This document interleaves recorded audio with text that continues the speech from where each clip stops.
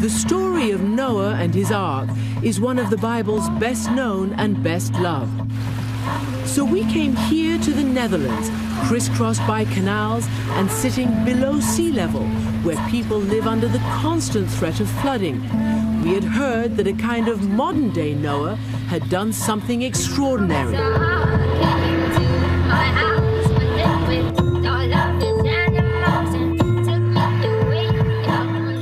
Thanks for having us to your ark. It's amazing. To be frank, I never thought I'd say that to anybody. He built himself his own biblical ark. So that was a rooster? It was a rooster. So what animals have you got in your ark? Plastic animals. Plastic animals. Not quite like Noah. Yeah, no. He had the real animals. In fact, it was a real flood that inspired Johann Huibers, a born-again Christian, to build this ark.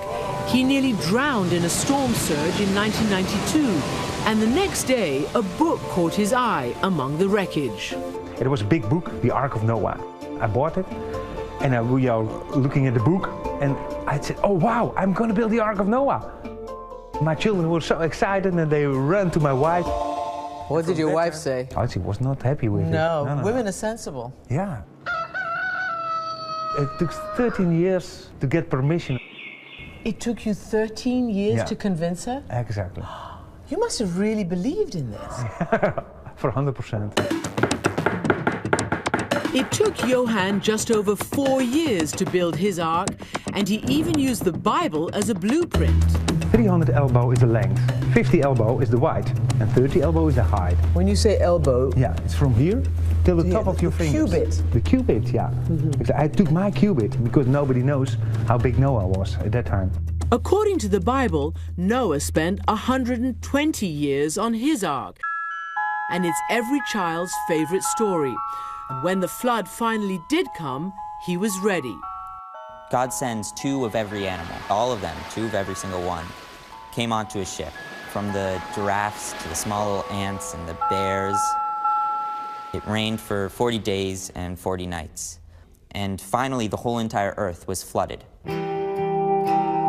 Adam Scharf is 17 years old, and as fantastic as the Noah story sounds, even tonight, not far from Adam's home in New York, people are still trying to cope with the aftermath of Hurricane Sandy.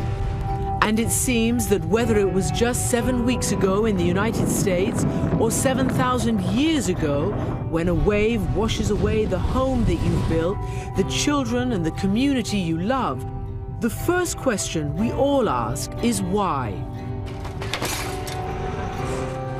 Life often seems inexplicable, and we need to make sense of it. We need something that will help you to assuage your grief and anguish and rage. These biblical stories are a way of finding meaning. When I was younger, the story was kind of a fairy tale for me. I think that when you get older, you kind of see the sadness and the kind of the sorrow in the story, because lots of people die in this flood.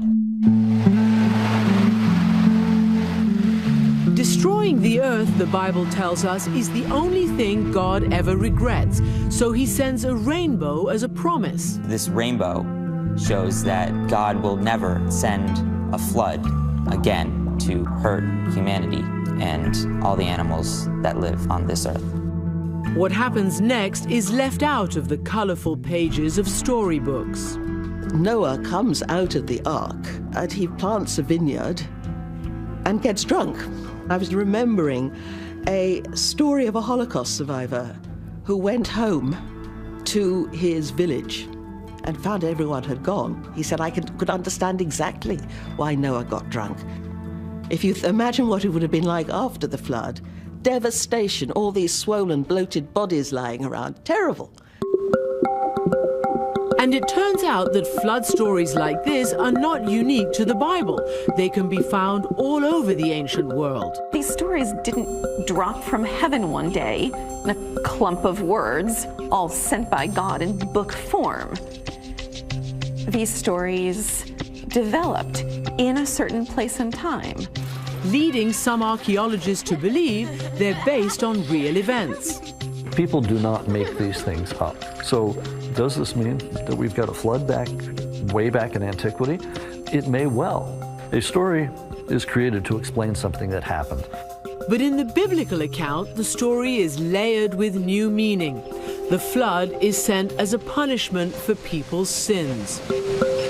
Hurricane Katrina was the judgment of God. I don't know how much God has to do. We've had an earthquake, we've had a hurricane. He said, are you going to start listening to me here? You know that even today, some Christians will say that the tsunamis and the floods are retribution from God for sins that are being committed today. Some Christians say that. I don't know on what basis they would say it. On the Noah basis. In the fallen world, sometimes God just allows things to happen. It doesn't mean that he is judging people. But Johann isn't so sure. Do you believe he'll do it again? Worldwide, not anymore, but small ones, yes. So small places might be wiped away. Like New York, it's not a small place. No, it's not. It was a big disaster at that time. Does that frighten you? Yeah. But I'm also that the promise of God that it is in his hands. I feel like the moral of this story, for me, helping others will make the world a better place. And a better place for myself will be a better place for everyone, and for my children, and for my children's children. And that's the kind of world that I want to live in. And that's the kind of world that Noah tells us about.